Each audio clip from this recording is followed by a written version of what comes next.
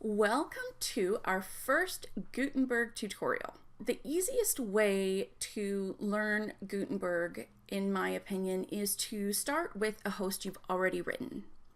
So this will be overview, and then we're going to do a couple of other tutorials.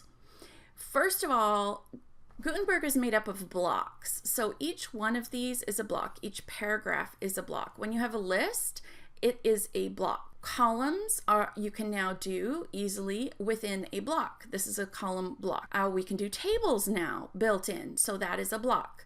There is a title, it's a block. This is a quote, it's a block, and there's two different kinds of quotes, so those are kind of fun. More titles, you can do these dividers now, and you can have different styles for them, which is kind of fun. And then I also added a plugin to give me some more options for more blocks. These are blocks. Very fun that you can do these all really quickly without plugins now. When you come into your document, it's a little bit overwhelming if you're expecting to look for a field to type in.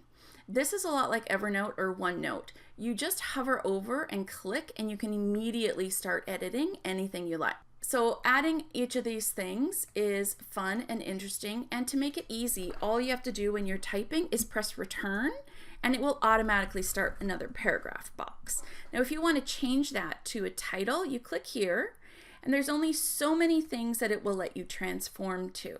So you can transform to any of these. Now if that's not what you're looking for, if you're looking for a completely different block, what you do is press a plus sign, and that will let you insert a block above or below. Then you insert which kind of block, and this gives you far more options. So you have all of these options to add to your Gutenberg post.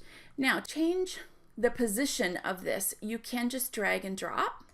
You can also use these to go up and down. And then if you want to remove it, you go over here and you can remove this block.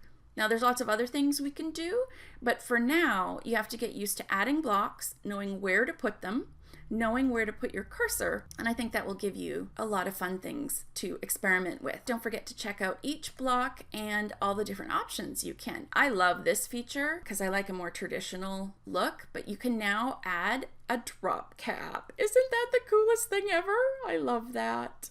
So enjoy your first run. If you need any help, be sure to see the other tutorials and email us at any time.